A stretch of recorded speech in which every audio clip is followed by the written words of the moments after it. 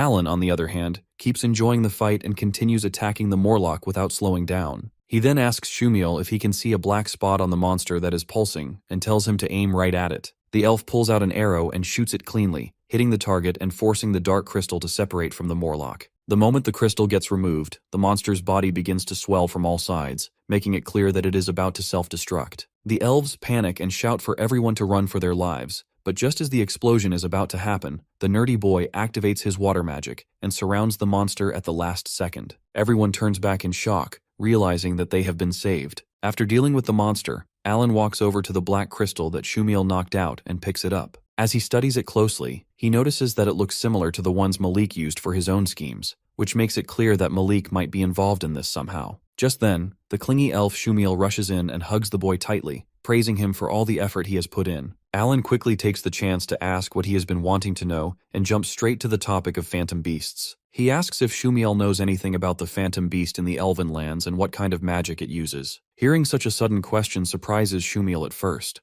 but when he looks at Alan, he only sees a curious kid who wants to understand the world. He pats his head and tells him that he also carries a scent similar to a phantom beast. He then explains that the phantom beast of the forest kin is known as one that can read the winds. He introduces the phantom beast as a high and mighty, cool-looking eagle that is capable of moving across the barriers of time. He further explains that the beast can see everything, and that would include their conversation just now, and he uses this as an excuse that the beast might get angry at him for revealing so much. He tells the boy that if he truly wants to see the beast himself, he should take part in the festival that is held once every 50 years in the land of the forest kin. He explains that all he needs to do is defeat him and the rest of the guardians to earn a guaranteed chance to meet the king. He raises the boy's interest even more by adding that the next festival is going to be held in just 2 years. The boy, however, chooses the shorter path and challenges Shumiel right there on the spot. He argues that if he defeats him now, there would be no need to wait for any festival. The clingy elf finds the boy interesting, but reminds him that there are other guardians as well, including himself,